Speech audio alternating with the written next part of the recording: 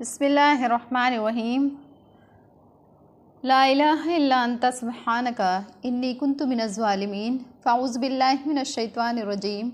बिस्मिल्लाहिर्रहमानिर्रहीम। मा नंसख़ मिन आयतिन औ नुनसिहा नअति बिख़ैरिम मिन्हा। जो हम कोई आयत मनसूख कर देते हैं या हम उसको भुला देते हैं तो हम उससे बेहतर या फिर उसी के मिस्ल कोई दूसरी आयत ले आते हैं। बिख़ैरिम मिन्हा औ मिस्लिहा, उससे बेहतर या फिर उसी के मिस्ल कोई दूसरी आयत ले आते हैं। अलम तअलम अन्नल्लाह अला कुल्लि शैइन क़दीर, क्या तुम नहीं जानते कि बेशक अल्लाह ताला हर चीज़ पर क़ादिर है। अलम तअलम अन्नल्लाह लहू मुल्कुस समावात, क्या तुम नहीं जानते कि लहू मुल्कुस समावाति वल अर्ज़, उसी के लिए आसमानों और ज़मीन की बादशाहत है। वमा लकुम मिन दूनिल्लाहि मिन वलिय्यिन वला नसीर, और अल्लाह के अलावा से तुम्हारा कोई वली और मददगार नहीं है। इस आयत में ये बताया जा रहा है कि जब कोई हुक्म बदला और उसकी जगह अल्लाह ताला कोई दूसरी आयत ले आया तो ये यहूद उस पर तान करने लगे और मुश्रिकीन भी तान करने लगे। बाज़ अहकाम की मनसूखी पर यानी बदलने पर अल्लाह ताला उनके तान और एतराज़ का ये जवाब देते हैं कि हम किसी आयत को या हुक्म को जो मौकूफ़ कर देते हैं या फिर जहनों से निकाल देते हैं तो इसमें कोई एतराज़ की बात नहीं है। अगर हम हुक्म कोई बदलते हैं तो उसमें भी कोई ना कोई मसलहत होती है और उसी मसलहत के तहत वो हुक्म बदलते हैं। चुनांचे हम इस आयत से बेहतर या फिर इस आयत ही के मिसल बजाय उसके दूसरी चीज़ ले आते हैं। तो एतराज़ करने वालों, क्या तुमको ये मालूम नहीं कि अल्लाह ताला हर चीज़ पर कुदरत रखते हैं? तो क्या तुमको ये मालूम नहीं कि अल्लाह ताला ऐसे हैं कि अल्लाह ही के लिए ज़मीनों और आसमान की बादशाहत है, और जब उसकी कुदरत और सल्तनत में कोई शरीक नहीं है तो इन मसलहतों की रियायत करके दूसरा हुक्म दे देने में कौन बुराई कर सकता है, और दूसरा हुक्म नाफिज करने से कौन मना कर सकता है। ही याद रखो कि तुम्हारा अल्लाह ताला के सिवा कोई यारो मददगार नहीं है।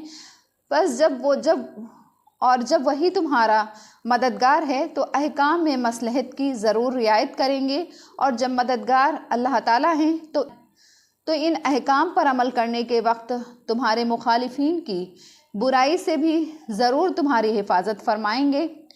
नसखा के माने होते हैं एक हुक्म के बजाय दूसरा हुक्म जारी करने को कहा जाता है, ख्वाह वो दूसरा हुक्म भी हो या पहला हुक्म बिल्कुल ख़त्म कर दिया जाए, या ये हो कि उसकी जगह दूसरा अमल बताया जाए।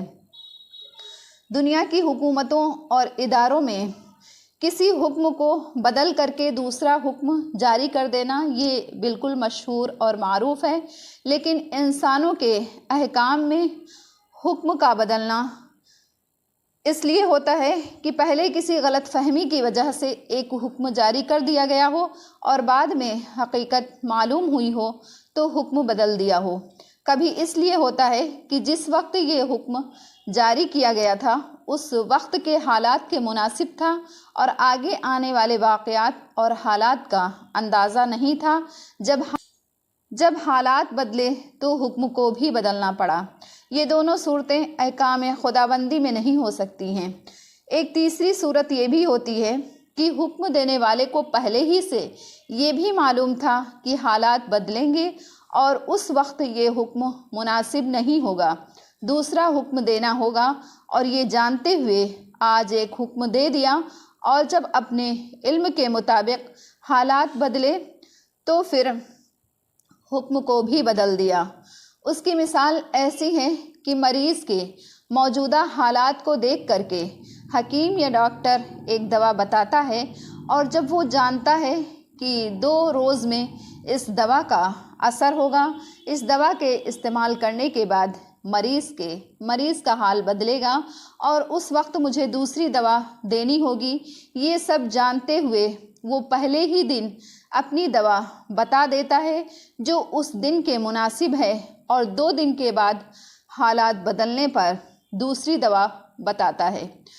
ماہر حکیم ڈاکٹر یہ بھی کر سکتا ہے کہ پہلے ہی دن پورے علاج کا نظام لکھ کر کے اسے دے دے کہ 2 روز تک یہ دوا استعمال کرو، پھر 3 روز یہ فلاں دوا استعمال کرنا، پھر 1 ہفتے کے بعد دوسری دوا۔ لیکن یہ مریض کی طبیعت پر بے وجہ کا ایک بوجھ ڈالنا ہے، اور اس میں غلط فہمی کی وجہ سے وہ کچھ غلط بھی کر سکتا ہے، غلط ہونے کا خطرہ ہوتا ہے، اس لیے وہ پہلے ہی سے ساری تفصیلات نہیں بتاتا۔ تو اللہ تعالیٰ کے احکام میں اور اس کی نازل کی ہوئی کتابوں میں صرف یہی آخری صورت حکم کے بدلنے کی ہو سکتی ہے، اور ہوتی رہی ہے۔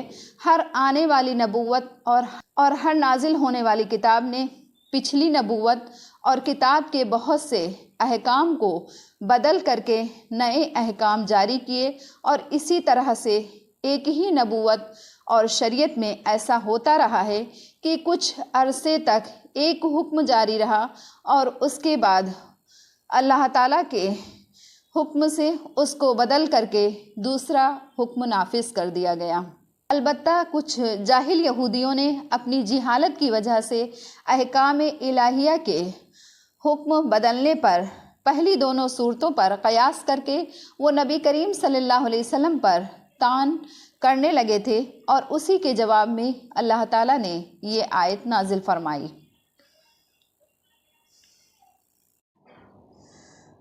ام تريدون ان تسألوا رسولكم كما سئل موسى من قبل، کیا تم یہ چاہتے ہو کہ تم اپنے رسول سے سوال کرو جیسے کہ اس سے پہلے موسیٰ علیہ السلام سے سوال کیا گیا۔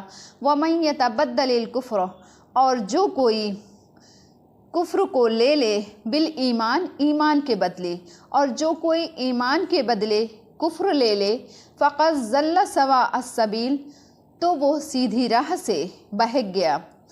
بعض یہود نے حضور اکرم صلی اللہ علیہ وسلم کی خدمت میں آ کر کے عرض کیا، وہ سرکشی کے طور پر آپ صلی اللہ علیہ وسلم سے یہ کہنے لگے کہ جس طرح سے موسیٰ علیہ السلام پر ایک ہی دفعہ میں تورات نازل ہوئی، تو اسی طرح سے آپ صلی اللہ علیہ وسلم قرآن پورا ایک ہی بار میں لے کر کے آئیں۔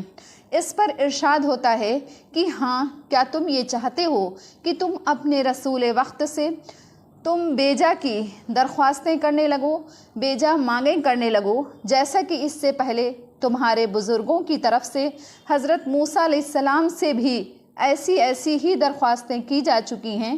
مثلا خدا تعالیٰ کو اعلانیہ دیکھنے کی بھی درخواست کی تھی، اور ایسی ہی درخواستیں جن سے صرف رسول اللہ صلی اللہ علیہ وسلم پر اعتراض کرنا، اور ایسی درخواستیں جن سے صرف حضور اکرم صلی اللہ علیہ وسلم پر اعتراض کرنا، مزاحمت کرنا مقصد ہو، اور ایمان لانے کا پھر بھی ارادہ نہ ہو، تو یہ صرف کفر کی باتیں ہیں۔ اور جو شخص ایمان لانے کی بجائے صرف کفر کی باتیں کرے تو وہ سیدھی راہ سے دور جا پڑا۔ اس درخواست کو بھیجا اس لیے فرمایا گیا کہ ہر کام میں، ہر فعل میں اللہ تعالیٰ کی حکمتیں اور مصلحتیں پوشیدہ ہیں، تو اس میں بندے کو کیا حق ہے کہ وہ یہ کہے کہ یہ بات اس طرح سے ہو اور یہ اس طرح سے ہو۔